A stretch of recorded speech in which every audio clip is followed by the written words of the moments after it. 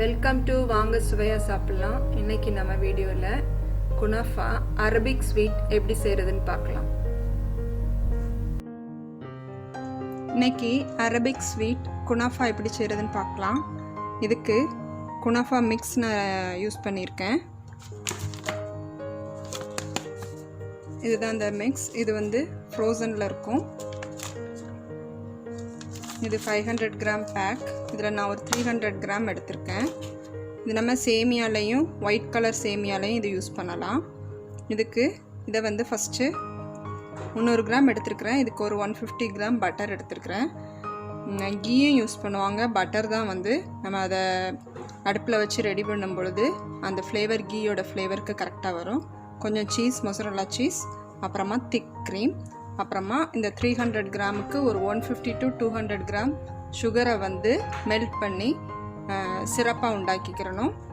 இப்போ வந்து இந்த பட்டரை இதில் மிக்ஸ் பண்ணி நான் இன்றைக்கி ஓவனில் தான் பண்ணுவாங்க, பேன்லேயும் பண்ணலாம். நான் இதில் ப்ளேஸ் பண்ணி எப்படி பண்ணுறதுன்னு காட்டுறேன்.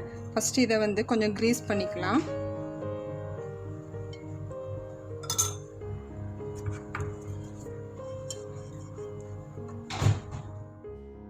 இப்போ பேனை க்ரீஸ் பண்ணிவிட்டேன். இப்போ இதில் வந்து இந்த பட்டரை மிக்ஸ் பண்ணிடலாம். எல்லாத்துலேயும் நல்லா கோட் ஆகிற மாதிரி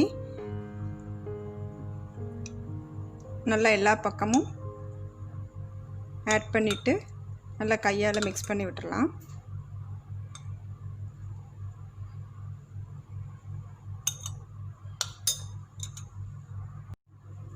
இப்போ இதை நான் மிக்ஸ் பண்ணிடுறேன்.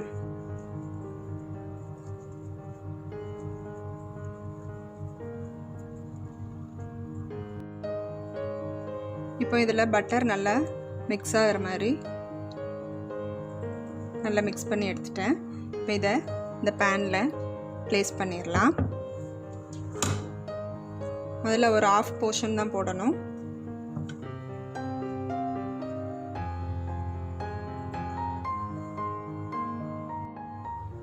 இதை இப்போ ஒரு போர்ஷன் நான் இதில் ப்ளேஸ் பண்ணியிருக்கேன். இதை கொஞ்சம் அழுத்தி விட்டுறலாம்.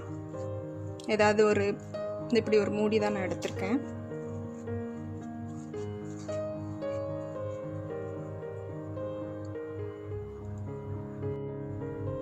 இப்போ இது நல்லா நான் ப்ரெஸ் பண்ணிட்டேன். இதில் இப்போது இந்த திக் க்ரீம் ஆட் பண்ணிடலாம்.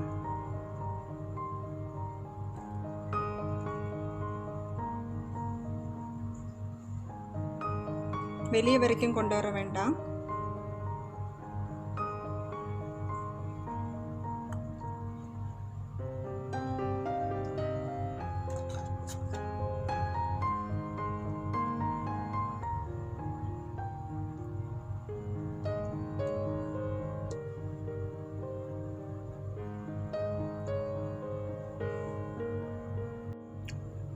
இப்போ சீஸ் எடுத்து ஆட் பண்ணிடலாம்.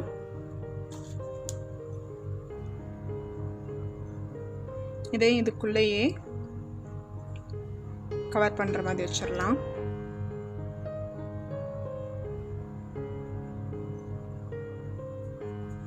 இப்போ இந்த பேலன்ஸ் உள்ளதையும் இதில் ஃபில் பண்ணிடலாம். ஃபஸ்ட்டு இந்த ஓரத்தில்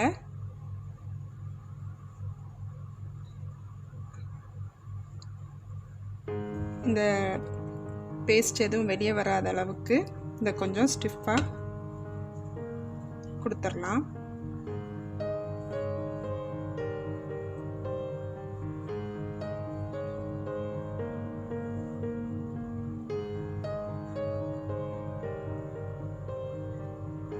இப்போ இதை மேலே ப்ளேஸ் பண்ணிவிட்டு அகெயின் ஒரு ப்ரெஸ் கொடுத்து எடுத்துடலாம்.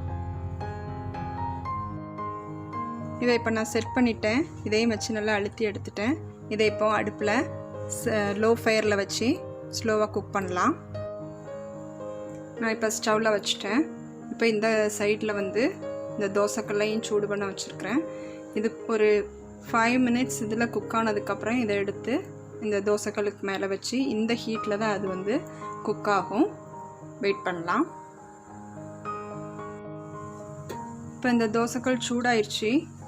இப்போ இதுக்கு மாத்திர ஸ்டேஜ் ஆயிடுச்சு. இதை எடுத்து இதில் ப்ளேஸ் பண்ணிடுறேன்.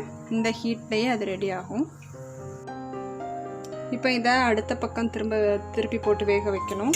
அதுக்கு இப்படி ஒரு பிளேட்டில் நம்ம இதை மாற்றிட்டு பாருங்கள், இதை மாற்றிட்டேன். இதை இப்போ அகெயின்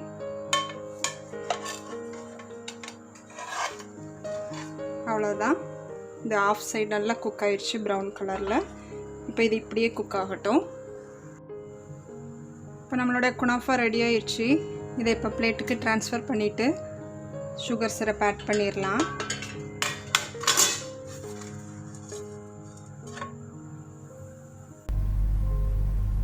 தோசைக்கல் இல்லாமையும் நம்ம ஸ்ட்ரைட்டாக அடுப்பில் வைக்கலாம். அதுக்கு 5 மினிட்ஸ், 2 பக்கமும் 5 மினிட்ஸ் வேக விட்டால் போதும், அருமையாக ரெடி ஆகிடும். இப்போ நம்ம ப்ரிப்பேர் பண்ணி வச்சுருக்கிற இந்த குனாஃபாவில் இதை சுகர் சிரப் 200 கிராம் சுகர் போட்டு நான் இந்த சிரப் உண்டாக்கி வச்சுருக்கிறேன். இதை இதில் கொஞ்சம் கொஞ்சமாக ஆட் பண்ணி இது எல்லாமே இதில் அப்சர்வ் ஆயிரும். நம்ம டேஸ்ட்டுக்கு தகுந்த மாதிரி சுகர் குறையன்னா நீங்கள் குறைவாக யூஸ் பண்ணிக்கலாம்.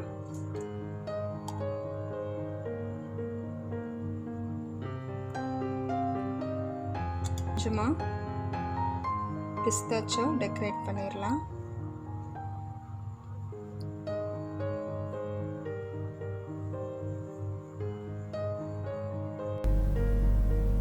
நம்மளுடைய குனாஃபா ரெடி ஆயிடுச்சு.